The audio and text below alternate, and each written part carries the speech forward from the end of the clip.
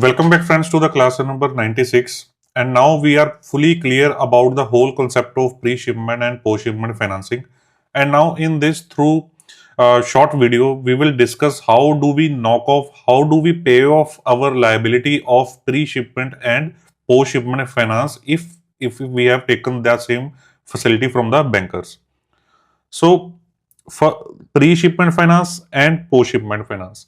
So let's first talk about pre-shipment finance.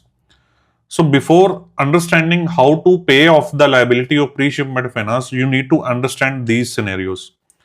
The first scenario is you have taken the pre-shipment finance facility from your banker, but you have not availed any post-shipment finance from the bankers. There is only one single facility, that is pre-shipment finance for your exports. There is no post-shipment finance facility sanctioned to you. So in this case, if you avail pre-shipment finance, then you have to pay off that pre-shipment finance liability by recovering the amount from your export debtors. So you have to pay off this pre-shipment finance facility from the proceeds, export proceeds only, right? So this is the first scenario.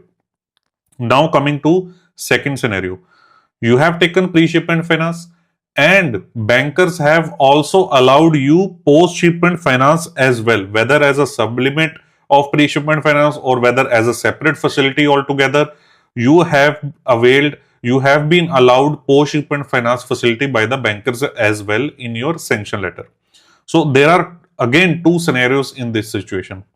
The first scenario, you have the post-shipment finance facility option with you, but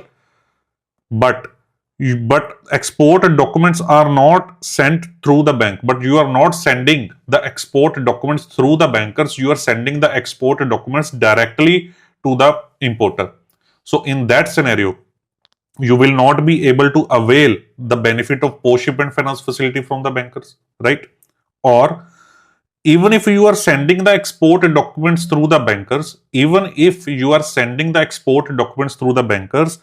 the payment terms are DP basis, document against payments, or these are sight bills only. So there is no debtor cycle involved, there is no credit period involved in this transaction. So since there is no credit period involved, you will not be able to avail any post-shipment finance facility from the bankers, right? So there are two scenarios in this one case, right? So in both of these scenarios, you have the post-shipment finance facility option, but you cannot avail the facility option. So right. So because of this, your position is similar to the scenario number one. So you have to pay off the pre-shipment finance liability from the export proceeds only, like scenario number one, right? Understood? Now coming to the most important part. You have been sanctioned post-shipment finance facility along with pre-shipment finance. Now you are willing to avail the post-shipment finance facility, means you are willing to route the export documents through the bankers, and your payments terms are usance bills, that are DA bills, documents against payments. So you are perfectly eligible to avail the post-shipment finance facility. So now what will happen? So what will happen is, now you will submit the export shipment proof to the bankers. You will submit all the export documents to the banker. Suppose your pre-shipment finance liability was $1 lakh, $1 lakh, right? So now you have submitted the pre-shipment finance facility. As you are very well aware, you have taken this facility on the basis of export order that you have received, right? Now you are submitting to the bankers the proof of export of those goods. You are submitting all the export goods. So now what will happen? The bank will open up post-shipment finance account for $1 lakh. This money will be disbursed and will be credited to the pre-shipment finance account, and by that way your pre-shipment finance account will get squared off, will get knocked off, will get paid off, will get squared off, and new liability in post-shipment finance account of $1 lakh will stand up in the books of your banks, right? So this is called conversion of pre-shipment finance to post-shipment finance facility. So this is very much encouraged by the bankers to all the exporters. So this gives you advantage of availing two credit periods. In pre-shipment finance, you avail the period from the date of export order to the date of shipment, and by converting pre-shipment finance to post-shipment finance, you get benefit of additional debtor cycle that you are offering to your parties. So in this one transaction only, you get the combined benefit from the date of receipt of export order to the date of actual payment. So banks encourage the pre-shipment finance conversion to post-shipment finance conversion to every exporters. Unluckily, or that I have seen practically in India, in my Punjab market, in MSMEs cases, most of the exporters are not aware of this benefit, or they are not willing to avail such kind of benefits from the banker. But I think this is a very good benefit which is offered as a facility, as a by the bankers to the exporters, that conversion of pre-shipment to post-shipment. So by that way, your pre-shipment finance facility will get knocked off, will get paid off, and new liability of post-shipment finance will get stand up in the books of your banks, right? So now the question is, how do we knock off that post-shipment finance outstanding amount, right?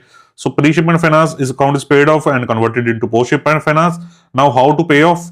So the second case is post-shipment finance. How do we pay off the post-shipment finance, or that scenario of conversion of post-shipment finance? Simply knock off from the export proceeds only. You get the payments from your importer, and that payment shall be used off to pay off the liability of that post-shipment finance. So this is the repayment method. So one another thing that many people ask from me about the exceptional cases. Exceptional cases means, so we are saying practically here, ultimately your pre-shipment or post-shipment finance liability is getting paid off from the export proceeds only. The importer paying you the payment, and you are using that payment to pay off your account dues, right? But there can be exceptional circumstances as well, when you are not able to recover that amount from your importer, or some things are uncontrollable, or you may have malified intention, right? So in that scenarios, the banks may use your own funds, your own funds to pay off the pre-shipment or post-shipment finance dues, or the banks may use the domestic funds, I'm repeating, in your CC and OD accounts, to pay off the overdue amount of your pre-shipment and post-shipment finance. What are those scenarios? Let us understand. The first scenario is very a genuine one. The foreign party to whom you have exported the goods is a defaulter party, so they have defaulted in payment. So you are not getting your recovery proceeds from your foreign party. So in that scenario, there will be no option to pay off these liabilities from export proceeds. You have to pay it off from your own funds, or your from CCOD accounts only. So this is the first scenario. So in this scenario, your borrower, practically the borrower who has taken the pre-shipment or post-shipment finance, is not at any default risk, because he is genuine on his own foots. So this is the first scenario. Although when you are not knocking off these pre-shipment and post-shipment finance from export proceeds, the banks penalizes you, because pre-shipment and post-shipment finance comes with lower rate of interest benefits, and you are exporting the resources out of India to some foreign country, but you are not getting the foreign payments into India. You are not getting the foreign payments in foreign currency into India. So this is considered very negative by the RBI and government, and of course the bankers as well. So you get penalized for that, but it's better to get penalized rather than to get these loans, report these loans as overdues in your CIBIL. So foreign party defaulted in payment, that's the first example. Second example is foreign party have refused to take the order, which by this I mean that you have taken the pre-shipment finance facility by receiving the export order, and you have availed those funds, you have manufactured those goods, and you have shipped those goods, or you are ready to ship those goods, but suddenly you have received a call from your importer that I'm canceling that order, I will not take delivery of these goods now. So now the pre-shipment finance facility is outstanding in your account, and your foreign party have refuse to take the delivery of the goods. So in that scenario, you are, nothing wrong that you have did, but again, you have to pay off that amount from your CC and OD account.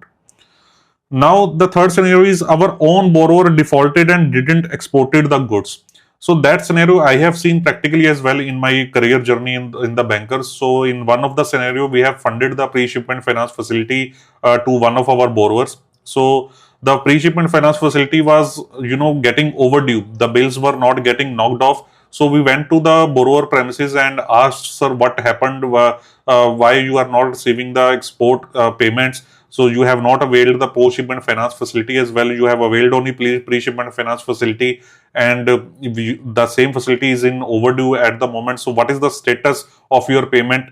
Give us the proof that you have exported the goods to the foreign party. At least we need to submit something to our senior management that goods have been actually exported, right? So by going through that conversation, we learned that the borrower used pre-shipment finance facility to manufacture the goods and ultimately sold those goods in the domestic market itself. He didn't exported the goods to the foreign party, cancelled their orders and sold those goods at better pricing in the domestic market, used those funds and used those funds for any other business purpose. He didn't even intimated the bank about that. He didn't used the funds recovered from the domestic market to pay off the pre-shipment finance facility. So that is the example of your own borrower being a practical defaulter in this case.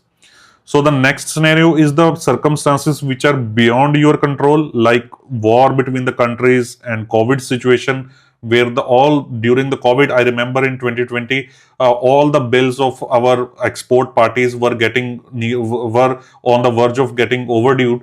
So RBI gave a benefit that we can extend the due dates of these bills because of this exceptional situation of COVID. So all the bankers didn't reported any overdue and extended the due dates of the bills to 60, 90 days further than the actual original due date. So these are the scenarios which are beyond our control. So this scenario is the most which I fear the most, where your own borrower is practically a defaulter.